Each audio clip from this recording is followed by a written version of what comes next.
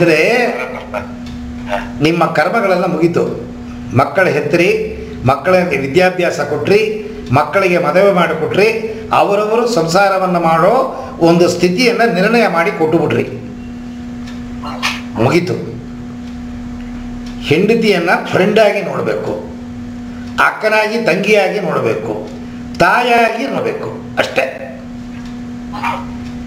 ಅಪ್ಪಿತಪ್ಪಿ ಗೊತ್ತಿಲ್ಲದೆ ಪ್ರೊಡಕ್ಷನ್ ಮಾಡಿರೋ ಪ್ರೊಡಕ್ಷನ್ನ ಮಾರ್ಕೆಟಿಂಗ್ ಮಾಡಿ ಕೈಯಲ್ಲಿ ದುಡ್ಡು ಬಂದ ಮೇಲೆ ದುಡ್ಡನ್ನು ಹೇಗೆ ಖರ್ಚು ಮಾಡೋದು ಅಂತ ಯೋಚನೆ ಮಾಡಬೇಕು. ಕೊನೆಗಳಿಗೆ 60 ವರ್ಷ ಆದಮೇಲೆ ಭಗವಂತ ಸೂಚನೆ ಕೊಡ್ತಾನ, ಸಾಕಪ್ಪ.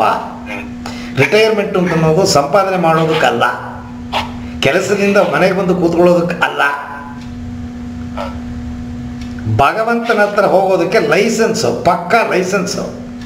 ವಾನಪ್ರಸ್ಥಾಶ್ರಮ ಮನೆಯಲ್ಲೇ ಇದ್ರೂ ಕೂಡ ಮನೆಯನ್ನು you have to convert it into a ವಾನಪ್ರಸ್ಥಾಶ್ರಮ. ಆವಾಗ ನೋಡಿ ಕುಂಭಕ ಪ್ರಾಣಾಯಾಮಗಳನ್ನು ಮಾಡ್ಬೋದು. ಆದರೆ ಆವಾಗ ಏನು ತೊಂದರೆ ಬರುತ್ತೆ ಅಂತಂದರೆ BP ಇರುತ್ತೆ, ಶುಗರ್ ಇರುತ್ತೆ, ಮಂಡಿ ನೋವಿರುತ್ತೆ, ಕಿಡ್ನಿ ಪ್ರಾಬ್ಲಮ್ ಇರುತ್ತೆ, ಇನ್ನೇನೇನೋ ತೊಂದರೆಗಳು, ವಿಚಿತ್ರ ತೊಂದರೆಗಳು. ನಾವು ಜೀವನ ಮಾಡೋದ್ರಲ್ಲಿ ಎಟ್ಟೆಟ್ಟೋ ನೆಗೆಟಿವ್ಸ್ನ ಬೈ 1 take 2 ಫ್ರೀ ಬ್ಯಾಗಿಗೆ ಹಾಕಿ ಕೊಟ್ಬಿಡ್ತಾನ. ಮನೆ ಬಂದಿರಿ ಅಂತಂದರೆ ಅದು 2 ನಿಮಿಷ ಕೂಡ ಇರಲ್ಲ. ಅದು ಆ ರೀತಿ ಎಟ್ಟೆಟ್ಟೋ ತೊಂದರೆಗೆ ಒಳಪಟ್ಟು ನಮ್ಮ ಜೀವನವನ್ನು ಮುಂದೋಗ್ತೀವಿ. ನಾವು ವಯಸ್ಸಾದ ಕಾಲದಲ್ಲಿ ಸಾಧನೆ ಮಾಡೋಕ್ಕಾಗಲ್ಲ, ಸರಳವಾಗಿ ಮಾಡೋಕ್ಕಾಗಲ್ಲ, ಸಪೋರ್ಟ್ ಮಾಡಲ್ಲ.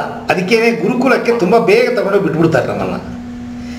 ನೋಡಿ, ರಾಮಕೃಷ್ಣ ಮಠದಲ್ಲಿ ಕೂಡ ನೀವು ಸನ್ಯಾಸಿಯಾಗಿ ಸೇರಬೇಕು ಅಂತಂದರೆ 26ರಿಂದ 28 ವಯಸ್ಸು, ಅದ್ರ ಮೇಲೆ ಆಯ್ತಂದ್ರೆ ತೊಗೊಳಲ್ಲ, ಡಿಗ್ರಿ ಆಗಿರಬೇಕು.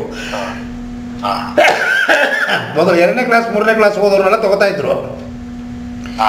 ಈಗ ಸಿಕ್ಕಾಪಟ್ಟೆ ರಶಪ್ ಆಗೋಯ್ತು, ಕಂಡೀಷನ್ ಹಾಕ್ಬಿಟ್ರು, ಡಿಗ್ರಿ ಆಗಿರಬೇಕು. BE MBA ಅಂತಿಲ್ಲ, ಎನಿ ಡಿಗ್ರಿ, BA ಆದರೂ 26ರಿಂದ 28 ಒಳಗಿರಬೇಕು. ನೀವೇನಾದ್ರು PhD ಮಾಡಿದ್ದೀರಿ ಅಂತಂದ್ರೆ 30-32 ಟೈಮ್ ಕೊಡ್ತಾರೆ. ಓದು ಜಾಸ್ತಿ ಆಗೋ ವಯಸ್ಸನ್ನು ಎಕ್ಸ್ಟೆಂಡ್ ಮಾಡ್ತಾರೆ.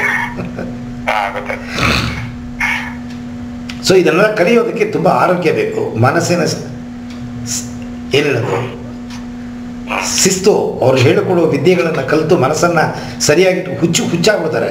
ನೀವು ಆಚೆ ಮಾಡಿ ಹೋಗಿ ನೋಡಿ, 30-40% ಎಲ್ಲ ತಲೆಕೆಟ್ಟೋದರೇ ಇರ್ತಾರೆ. ನಾನು ಹಿಂಗೆ ಹೇಳ್ತೀನಿ, ತಪ್ಪು ತಿಳ್ಕೊಬೇಡಿ. ಮೆಂಟಲ್ ಆಗ್ಬಿಡ್ತಾರೆ, ಧ್ಯಾನ ಮಾಡಿ ಮೆಂಟಲ್ ಆಗ್ಬಿಡ್ತಾರೆ. ಯಾಕೆಂದರೆ ಎಷ್ಟೇ ಗುರು ಅಸಿಸ್ಟೆಂಟ್ ಇದ್ದರೂ ಕೂಡ ಇವನ್ ಧ್ಯಾನ ಕೂತ ಮೇಲೆ ಇವನಿಗೆ ಗೊತ್ತಾಗಲ್ಲ, ಹುಚ್ಚಂತರ ಧ್ಯಾನ ಮಾಡ್ತಾನೆ. ಕುಳ್ಳರಲ್ಲಿ ಬಂದ್ಬಿಡ್ತು ಅಂತಂದರೆ ಅದು ಏರುಪೇರು, ಒಬ್ಬೊಬ್ಬರಿಗೆ ಒಂದೊಂದು ರೀತಿ ಅದು ರಿವರ್ಸ್ ಆಗುತ್ತೆ. ಸೊ ನಾನು ಹೇಳಿಕೊಟ್ಟ ರೀತಿಯಲ್ಲಿ ನೀವು ಕುಂಭಕ ಪ್ರಾಣಾಯಾಮ ಮಾಡ್ಬೋದೇ ಹೊರತು, ನೀವು ನಂಗೊಂದು ಲಿಸ್ಟ್ ಕಳಿಸಿದ್ದೀರಿ, ಅದರ ಪ್ರಕಾರ ಮಾಡಕ್ಕೆ ಹೋದ್ರಿ ಅಂತಂದ್ರೆ ತೊಂದರೆಗೆ ಸಿಗಾಕೋತೀರಾ. ಇನ್ನೂ ನೀವು ಸಂಸಾರದಲ್ಲಿದ್ದೀರಾ.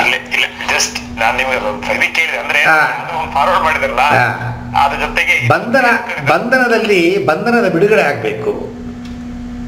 ಆ ಬಂಧನದ ಬಿಡುಗಡೆ ಆದ್ರೆ ಮಾತ್ರ ಕುಂಡಲಿನಿ ಬಿಡುಗಡೆ ಆದರೂ ತೊಂದರೆ ಇಲ್ಲದೆ ಭಗವಂತನ ಜೊತೆಗೆ ಸೇರ್ಕೊಳ್ಳುತ್ತೆ.